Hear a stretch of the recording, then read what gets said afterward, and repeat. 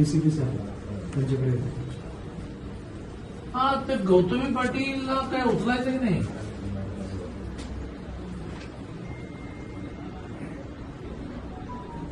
अरे हो, पण ती गाडी कोणाची तरी आहे की नाही?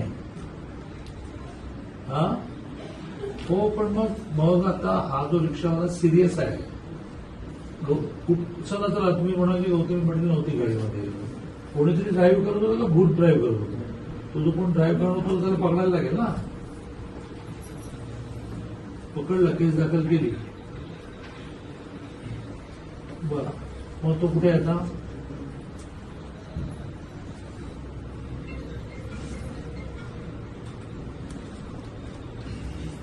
मग तुझी गाडी कुठे आहे?